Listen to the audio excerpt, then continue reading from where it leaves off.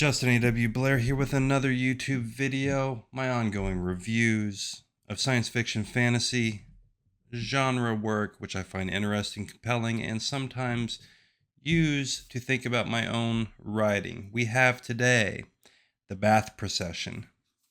Hold this up for you. The Bath Procession by Ogden Nesmer. A short little book which calls itself a novel. I dispute that slightly. I think we're more in the novella, or even extraordinarily long short story territory. However, very easy to read, very quick read, about an hour, something like that. Fits the hand nicely, and I like the cover art. The cover art is a painting by somebody, I don't know who it is. The back, it's very interesting. I am no person to speak about layout or design in terms of covers. My own is, let us just simply say, unique.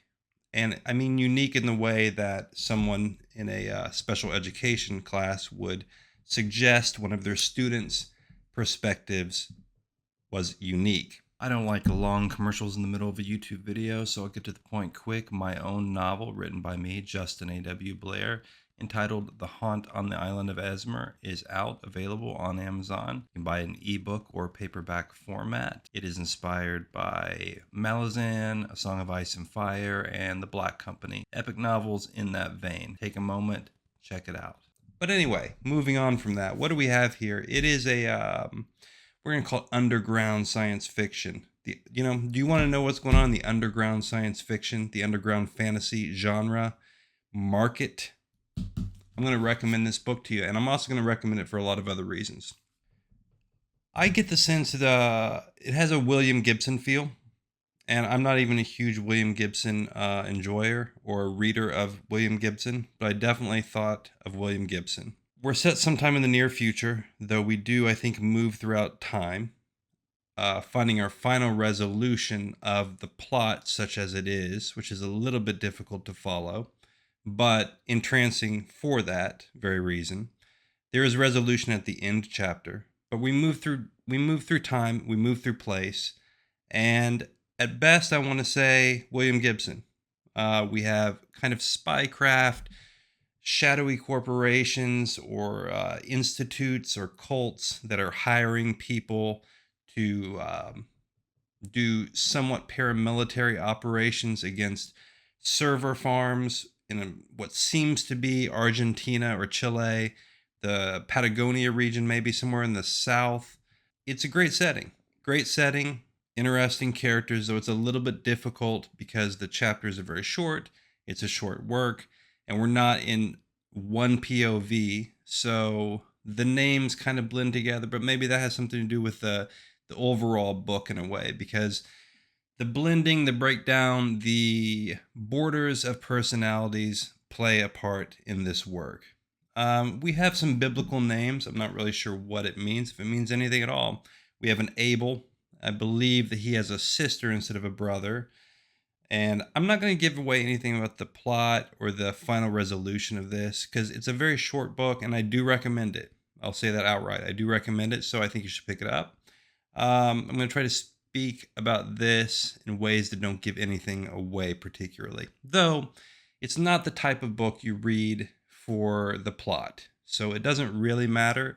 It's an atmospheric work, and it does take you into an atmosphere of a near future dystopia that is unique, though recognizable and not entirely off the reservation, not entirely indiscernible to a modern reader's eyes. But that's where the strength of this book is in the atmosphere of it and in the writing. A big problem with self-published fiction is it's self-published, and so anyone can do that, and the writing is often poor, let alone the editing. Here we have actually extraordinary writing in many different passages, extremely evocative prose. It just rides the line of going overboard in a few places, but because it's so short, it never really does. It never annoys in that way at all. Editing seems to be very good. The typeface, I don't even know if that's what it's called, the font, the layout of the book, is readable. It's a little ugly. It's a little basic. But again, I'm no person to comment on that because I use a lot of the basic formatting in my own work. I'm going to give you the outlines of the plot, just a little bit. And I'm going to give you a couple of thoughts on passages or particular parts of the book that really stuck out to me and that I found interesting for my own reasons. There is a man with a hard drive of some sort, and it seems that he is carrying it around, and it has his father's consciousness put on the hard drive. So at first I'm reading this, I'm like, okay, a good catch, a good way to hook us into the book a little bit. It feels, I'm thinking though, here's what I'm thinking to myself. I'm thinking at the worst, this is going to be kind of a Black Mirror-ish episode. And there are aspects of that. I guess at its worst, if I had a criticism, I would feel like it feels like a very arty, artistic Black Mirror episode that was directed by a French dwarf in a beret who has a lot of Frenchness and beretness to him. You know what I'm saying here? I think you know where I'm coming from. That is at its worst, and I don't feel like that actually comes through in the book. In fact, I think that he reins it in. I made this analogy, this metaphor. See, I don't know what I'm talking about. I don't even know the difference between a metaphor and an analogy. You know, why do you listen to me? You shouldn't listen to me. I'm a craftsman with workmanship-like prose, you know? I'm no literary critic. But what was I saying? I don't remember. I was talking about French dwarves and stuff. I don't know. Ogden Nesmer could be a French dwarf for all I know. I have no idea. He's anonymous, as so many in the underground science fiction and fantasy genres remain. There are portions of the book when I'm reading it, and again, an hour-long read or something like that. Not a novel. Not a novel length. Pretty short. Have you got a beverage that you're going to drink that you enjoy? Let's say it's a hot cup of tea, like expensive tea from somewhere in the high mountain valleys of Tibet. It's a rare imported tea. It's extremely hard to get to, and you're really psyched about drinking this tea. And you make it, but you're so psyched that you make it poorly, so you overflow the cup. And the cup is scalding hot because the Tibetan lamas on the directions in the back, they say it's free trade tea, but also you have to make it really hot. And so you follow the directions because you're excited about the tea. And you got the cup in your hand and it's overfilled. Do you know what I'm talking about? When you have a beverage and it's something good and you like it and you enjoy it because you've had it before maybe, or maybe you haven't, but you know you will like it. But it's overfilled, it's brimming, and you're bringing it to to drink it. But it's like, it's kind of almost spilling over the cup. And that's how I feel about the writing in some parts of the book. It's really, really good, but it brims over the structure of the novel that's set up because the structure is so small, because it's not a novel, it's a novella. So there's like, I wish in some ways there was more room for the excellence of the prose. That's a more succinct way to put it instead of an analogy about Tibetan tea that doesn't exist. Anyway, one of the main ideas is something called spatial dilation in this book.